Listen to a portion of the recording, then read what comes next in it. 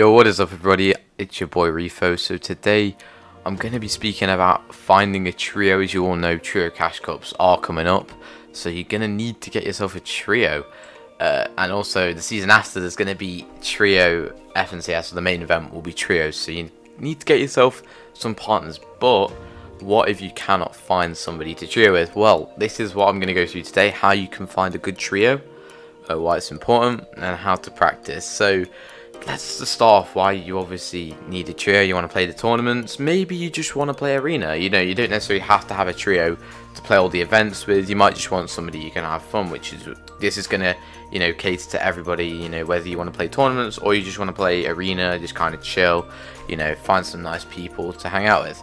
So we're going to be speaking about finding who you play with. So the first people you should go to are probably, I would say, the people you somewhat know. You may have played with them before, but check they've got, well, I'll come on to this in a minute, but check they've got similar achievements to you. So if you maybe box fought somebody last week and you thought, hey, they had really good mechanics, and you was, you know, now and again you speak to people in box fights and, you know, they're just nice people, you can have a conversation with them and do it like that, you know.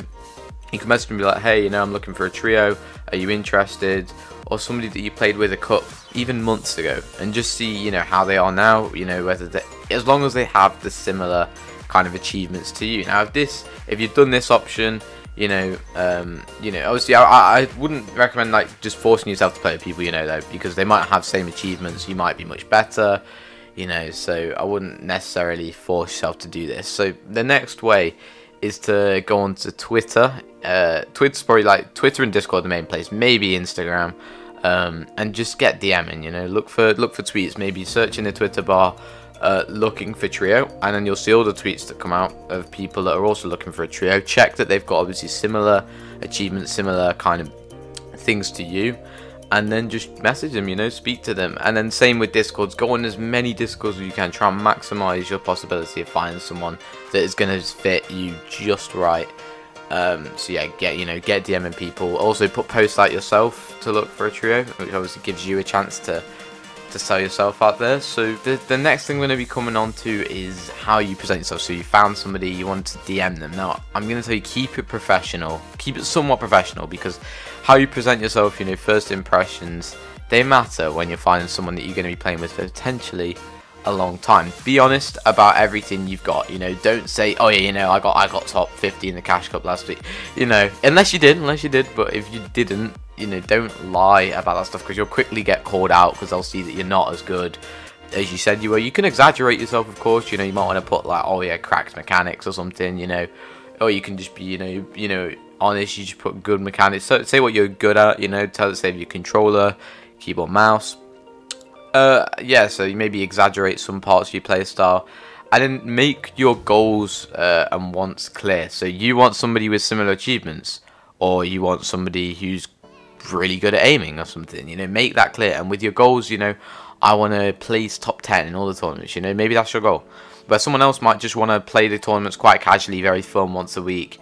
You know, you need to check that you're on the same page when it comes to that, because that's going to be very important when you're playing together. So make your goals quite clear. You might be someone, you might just want literally partners just to play arena with, you know, two other people, which is fine, but someone else might want to play the tournament. So you have to, you know, make sure that you make that clear when you're putting out your little write-up about yourself. So now we're going to be going on to what to look for when in a trio, what to look for in other people. So I'd say look for someone who is good.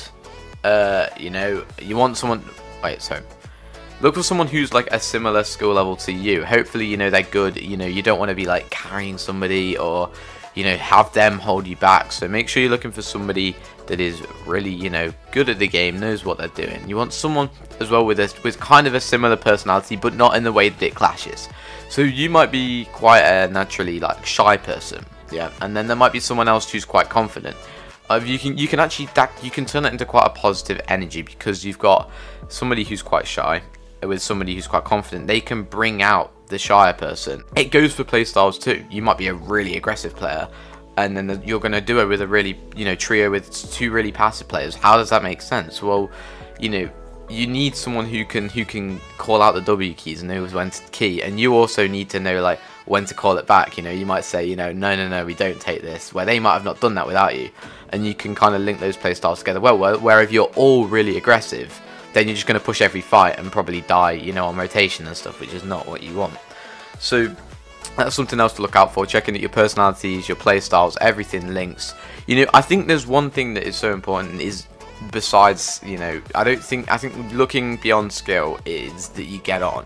Because if you don't get on and the chemistry's not there, then you just can't do anything. You know, if you're not speaking, if the conversation just isn't flowing, then you're not going to be able to perform well when you need to have ultimately like a lot of conversation when playing. So make sure you look out for that too. You know, that's something that's very important, checking that you think this is going to work, you know, long term, checking that they're, you know, as mature as you know, because you don't want somebody to hold you back ultimately. So you want to make sure that you are, you know, happy with this person, that you're going to spend a lot of time with them. So now I'm speaking about the process of trying out, because obviously you don't just want to DM people and say, yeah, you're my trio now, because they might put stuff, again, they might be lying. So you want to check their Fortnite name, check that everything they've said is true, because for one, if they lie, even if they're still a good player, then they've lied to you. You know, they've broken that trust when you've not even, you know, spoke to them, well, barely spoke to them or played with them. How can you expect to trust them when they tell you other things that are going to be very important when playing scrims, you know, tournaments, that kind of thing? So you want to make sure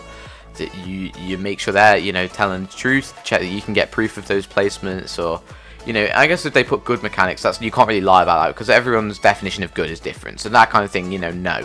But if they say I came top 100 in a cash cup and then you didn't get top 10k, then you need to question them about that, you know. I mean, not in an interrogation way. So you need to just, like, you know, just make sure that there's someone who's trustworthy. So, you know, play creative, but don't judge it all off the creative. Creative's going to be good for checking out their mechanics, but don't judge it all off. If you 10-0 them, don't think, oh, this person's a bot. You should still, you know, probably give them a chance in arena and you know, do 3v3s, stuff like that. But I'd say arena and scrims is the best way to try out. I'd definitely say it's the best way.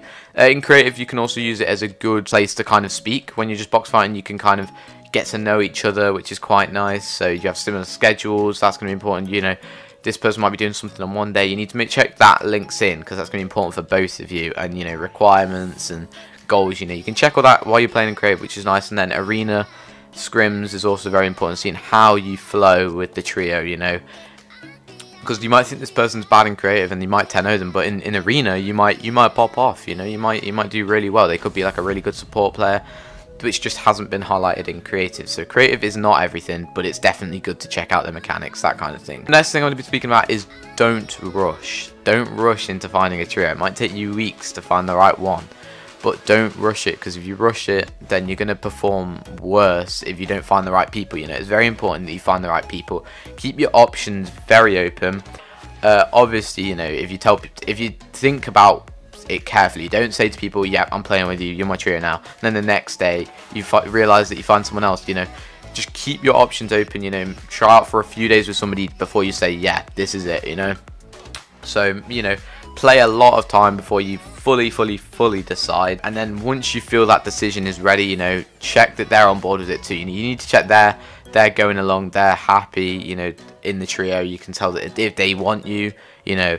So if you want to play with them, you know, simply just ask, you know, say like, I've really enjoyed playing with you, you know, I think you're really awesome, and, you know, I would love to trio with you for the future events, you know, in which case they might say, yep, that's awesome. Or they might, you know, unfortunately, the way it is, they might tell you, oh, well, we found someone else, which is, you know, it is what it is. You know, you just gotta get on with it. And then if you don't want to play, if you think, oh, I'm carrying these people, you know, please don't block them and just do a runner. Don't do that. It's not mature. It's just not, you know, there's no point. It's not going to benefit anybody. Simply just be nice. Just tell them, you know, look, I didn't feel like we fit in. It's going to benefit us both better if we, you know, find other options. And I'm sure, you know, most people are going to be cool with that. You know, just be like, hey, I'll box fight you now and again. It's nice to keep, you know, the friendship with people. And then if you know, get into the tournaments, you know, once you've actually found that trio, or you think you have, if you do absolutely terrible, you know, it's one tournament, one scrim, you know, just think, you know, is it really something that you can fix with those issues? You know, if you're constantly having bad performances, then it's time to go. But, you know, you look at like Mongrel and Benji in duos, you know, they had some bad performances, you know, or performances that they weren't bad, just performances they didn't want, you know, and that led them, you know, after those repeat performances, that's what led them to split. But they didn't split after the first one. That's the key thing, you know. You don't just want to, you want to, you know, give it a chance, you know, just one thing. So make sure you. But if you do realize, you know, it is holding you back, then obviously it's time to find a new one and maybe come back to this video and look at all these tips again. So yeah, play a lot, VOD review with your trio, and just check that overall they're playing the same amount of time as you know, that kind of thing. Because if they're playing like 12 hours a day and you're playing 4 or 2, and it's not really going to work within practice routines, you know, they might want you to play more, you might want them to play less, you know, check that you're kind of doing to have similar lifestyles in a way. You can just take that with a grain of salt, how you like it. So yeah, make sure everybody is like committed in the same way, you know, everyone has the same, you know, mindset and motivation into it, you know, make sure that they have a similar mindset to you, motivation wise. So yeah, that's pretty much all the tips I have for trios. I hope this could help you out and you can all find a trio in time for the tournaments, which will hopefully be in a few weeks. So good luck to everybody out there. Hope this video helped. If you need any help, just let me know in the comments below. I'll let this comment section be a looking for trio place if you like. So if you're looking for a trio, simply just, you know, you can type in this comment section if you want, type all the stuff about you on there. So yeah, I think that is gonna round it off. Obviously look in Discord, find them all online. If you need me to link any, just let me know in the comment section. So yes, thank you very much for watching. Have a great day, and I will see you in the next one.